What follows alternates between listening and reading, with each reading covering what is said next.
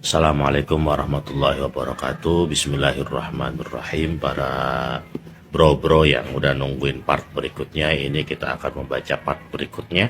Setelah sebelumnya kita membahas tentang air yang makruh walaupun air itu mutlak. Nah, pembahasan berikutnya kita akan membahas tentang air musta'mal. Air musta'mal itu air yang suci tapi tidak mencucikan. Kita lihat nih bro. Atani at-tahiru fi nafsihi ghairul mutahhiri fi ghairihi. Air yang suci dalam dirinya akan tetapi ghairul mutahhiri, tidak mensucikan untuk yang lainnya.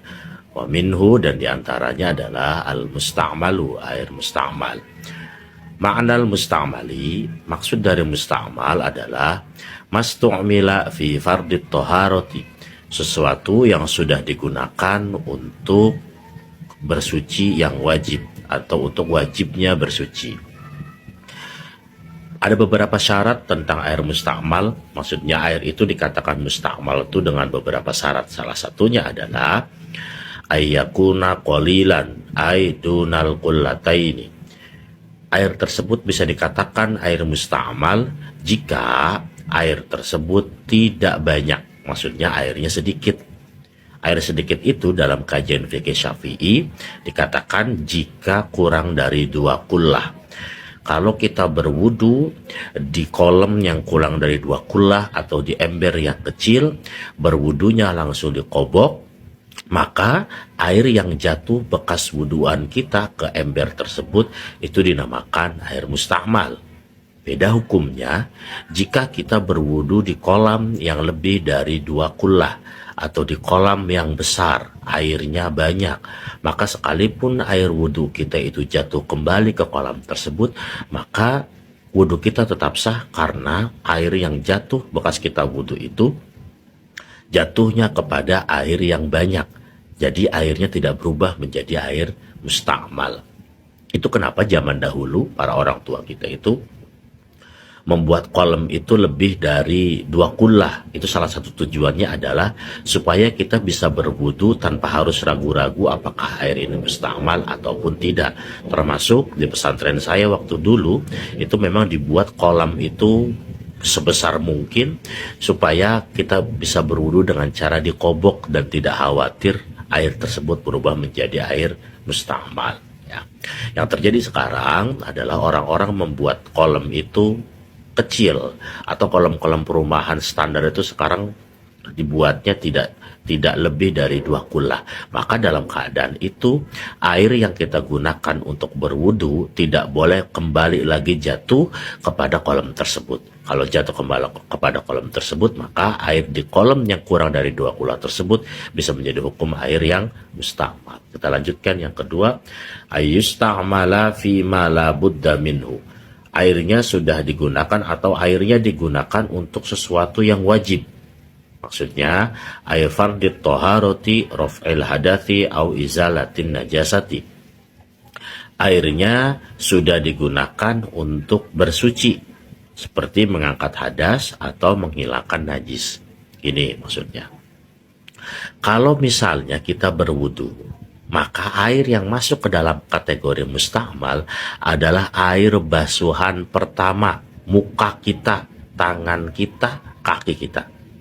Basuhan pertama sisa air muka kita itu adalah air musta'mal. Akan tetapi kalau basuhan yang kedua, airnya itu kita wadahin lagi dan kita buat wudhu lagi, itu nggak jadi masalah. Karena basuhan kedua dalam wudhu itu bukan menghilangkan hadas, tapi menjalankan kesunahan wudhu. Ingat, kalau basuhan pertamanya sudah sempurna, maksudnya basuhan pertamanya itu sudah merata ke seluruh bagian muka, basuhan pertamanya sudah merata ke seluruh bagian tangan, basuhan pertamanya sudah merata ke seluruh bagian kaki yang wajib dibasuh ketika wudhu. Ya, kalau basuhan pertamanya itu tidak sempurna, misalnya mukanya belum basah semua, tangannya sampai sikut belum basah semua, kakinya sampai mata kaki juga belum basah semua, maka basuhan yang kedua itu tetap dikatakan basuhan wajib. Karena belum sempurna basuhan pertamanya. Jadi basuhan yang kedua bagi orang yang belum sempurna basuhan pertamanya tetap dikatakan air mustakmal. Tapi kalau basuhan keduanya itu adalah basuhan sunnah, dengan catatan basuhan pertamanya sudah sempurna, sudah sampai sikut, muka sudah rata semua, sudah sampai mata kaki, maka basuhan kedua tidak lagi menjadi air mustakmal, tapi tetap menjadi air mutlak. Kategori air mutlaknya sudah pernah dijelaskan sebelumnya. Kita lanjut ke yang ketiga, ayyan fasila anil adwi, sudah pisah dari anggota badan. Maksudnya begini nih, famadama mutaraddidan alal adwi fala yusamma musta'malan. Jika air tersebut masih berlangsung, masih berjalan, masih bolak-balik di anggota badan wudhu, di anggota badan mandi, maka dia tidak dinamakan air mustakmal. Contohnya begini, kalau kita wudhu bro, nih kita wudhu nih bro nih, kan dari muka itu airnya mengalir ke hidung, mengalir ke pipi. Nah, sekalipun air yang bekas kita membasuh kening itu ngalirnya ke pipi, ngalirnya ke mulut, mengalirnya ke dagu, yang mana pipi, dagu, bibir kita di mulut itu merupakan bagian wudhu muka, maka tetap nggak apa-apa. Kenapa? Karena airnya belum pisah dari muka kita. Begitupun kita membasuh tangan. Membasuh tangan itu dari ujung jari misalnya sampai sikut. Nah, air yang sudah membasuh ujung jari kita, kemudian lari ke pergelangan, kemudian lari ke pertengahan tangan kita sampai lari ke sikut, itu kan air yang nyampe sikut itu adalah air yang tadi mengalir dari ujung kuku. Apakah itu air mustakmal? Tidak. Kenapa?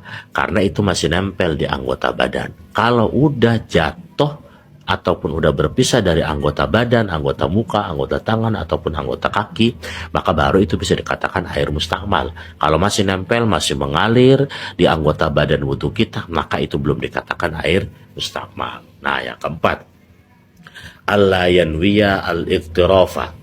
Orang itu tidak berniat untuk menyibuk atau untuk menggayung menggunakan tangan ya. Fa idza nawa al-iqtirafa lam yakunil ma'ul baqi mustakmalan. Kalau dia berniat untuk nyiduk pakai tangan nih, begini nih, nyiduk pakai tangan buat masuk muka ataupun buat masuk tangan, lam yakunil ma'ul baqi mustakmalan, maka air tersebut tidak dinamakan air mustakmal. Kenapa? Ayo kenapa? Karena kan nyibuk mah bukan membasuh. Nyibuk mah adalah alat. Nyibuk mah adalah cara buat kita menggapai air. Jadi kita kembali lagi ke syarat yang kedua tadi itu. Syarat yang kedua itu apa bunyinya? Ayyusta'mala fima la budda minhu. Itu kalau digunakan untuk sesuatu yang wajib.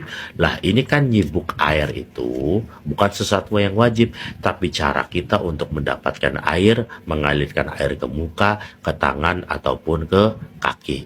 Jadi kalau lo niatnya cuma nyibuk, sekalipun air itu dikobok di ember, maka nggak jadi masalah menurut kitab ini. Karena apa? Karena kita sudah niat